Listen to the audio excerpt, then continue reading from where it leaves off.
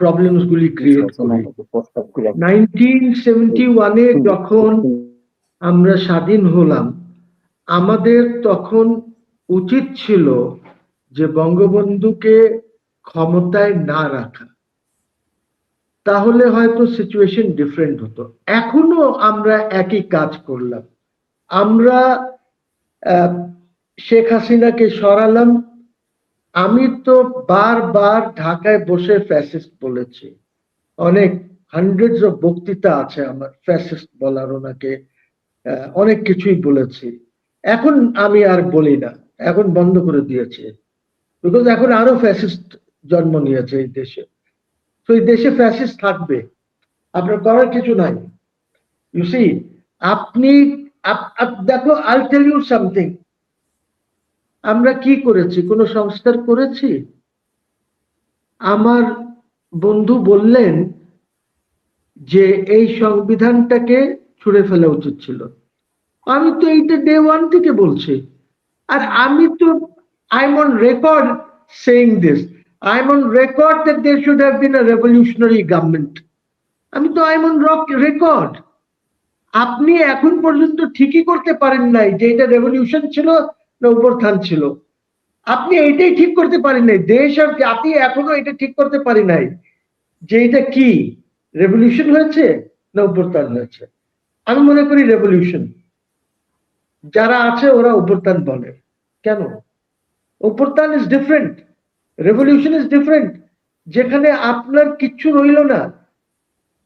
যদি এইটা দিদার ভাই যেটা বললেন, হ্যাঁ, ওইটা তো সবচেয়ে উত্তম জিনিস হতো যদি আমরা রেভলিউশন মেনে, রেভলিউশন এর মতন আমরা যদি একটা সরকার বানাতাম, তাহলে এর চেয়ে উত্তম কিছুই হতো না।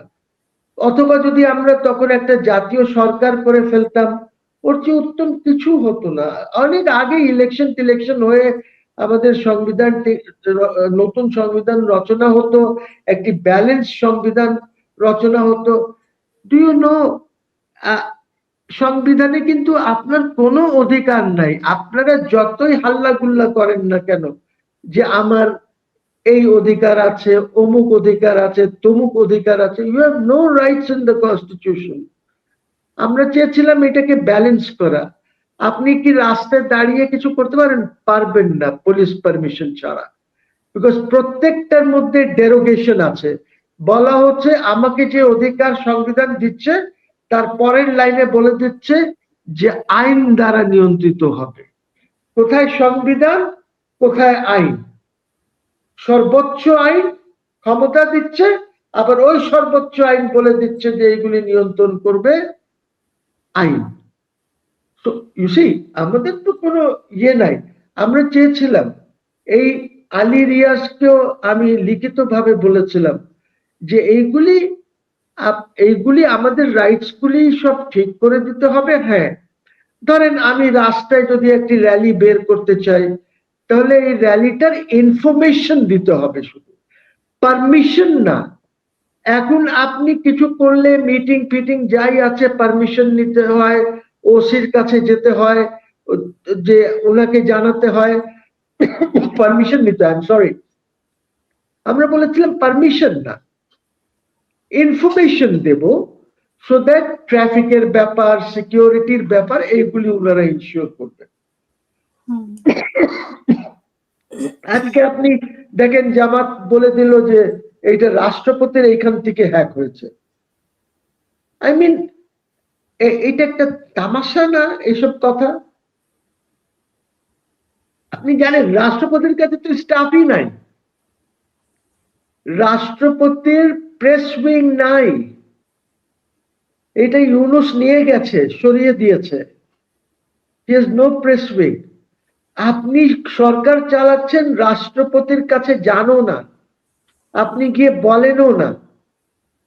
আমাদের প্রাইম মিনিস্টাররা খালেদা জিয়া, শেখ হাসিনা যেই ছিল, সবাই যেত না রাষ্ট্রপতির কাছে, বিদেশ যাওয়ার আগে যেত, বিদেশ থেকে এসে যেত, তারপরে প্রেস কনফারেন্স করে জনগণকে জানাতো যে আমি কেন গিয়েছি। উনি এই যে 10, 11, 14 কতবার যেন গেছেন, he has not mate the president. উনি বঙ্গভবনে শুধু নিজের ওথের জন্য গিয়েছেন, তারপরে যখন দুইজন অ্যাডভাইজার আলাদাভাবে ওথ নিল গিয়েছেন, যখন চিফ জাস্টিস ওথ নিলেন রিফাত সাহেব তখন গিয়েছেন, সরি, ইস্ট তিমরের প্রেসিডেন্ট যখন এসেছিল তখন গিয়েছিলেন, আর এই যে নতুন চিফ জাস্টিস যে ওথ নিলেন তখন গিয়েছেন। উনি আজ পর্যন্ত রাষ্ট্রপতিকে রিপোর্টই করেন নাই কোনোদিন। আপনি যদি সংবিধানের উপরে ওথ নেন, শপথ নেন, আর নিজেই না মানেন, তাহলে আপনি ফ্যাসিস্ট হলেন না? ফ্যাসিস্ট, যা ইচ্ছা তাই করছেন, যা ইচ্ছা। বন্ধুর ছেলেকে নিয়ে আসো, আমার ভাতিজাকে বানায় দাও, অমুক অমুক জায়গায় করে দাও। That's what is doing, that's what is doing. আর আরো বলি, এই যে ইউএন এর রিপোর্ট যেটা নিয়ে নাচানাচি হচ্ছে, বা এই যে তুর্ক উনার বন্ধু যে ফোন করে বলেছিল যে আমাদের মিশনে যাওয়া বন্ধ হয়ে যাবে, এসব কথা যদি গুলি চালায়, এসব কথা বলেছে না, তুর্ক তো ওনার personal friend, just as Clinton is his personal friend. হ্যাঁ, যদি উনি সত্যিকারের কিছু করতে চাইতেন, I have nothing to do with the report, good bad যা আছে আছে, it's a fact that people have died, 1000-1200 কত, আমি এখনো আমরা ঠিকও করতে পারি নাই যে কত লোক মারা গেছে, কত লোক ইনজোর্ড হয়েছে। তো আমার কথা হচ্ছে, ধরেন যদি চিঠিটা গভর্নমেন্ট অফ বাংলাদেশ চিঠি পাঠাতো ইউএন চিফকে যে আপনি এইখানে একটা কমিশন গঠন করে দেন, তাহলে একটা জিনিস হতো, উনি ওনার বন্ধু টোককে বলেছেন যে তুমি এইটা তদন্ত করো। There is a difference and it's being talked about. এটার কথা হচ্ছে, সমালোচনা হচ্ছে, উনি সবকিছু এইভাবেই করেছেন। দ্যাটস ওয়াই এখন আর আমি, দেখেন হাসিনাকে ফ্যাসিস্ট বলে হাসিনার বিরুদ্ধে আন্দোলন করে আমার অনেক ছবি উঠেছে পত্র পত্রিকায়, পুলিশের সাথে ধস্তাধস্তি হ্যান ত্যান, আমাকে উকালতির থেকে ব্যান করা হয়েছে, আমাকে দেশ ছেড়ে যেতে হয়েছে, সাইবার অ্যাক্টে আমার বিরুদ্ধে মামলা হয়েছে, তাপস আর আনিস মিলে মামলা করেছেন, টু পাওয়ারফুল পারসনস, ঠিক আছে? তো আমাদের সাথে তো এগুলি হয়েছে, বাট তারপরেও কেন মোহসেন রশিদ এইসব ইসের পরে কেন বলছে যে আমি আর শেখ হাসিনাকে ফ্যাসিস্ট বলবো না?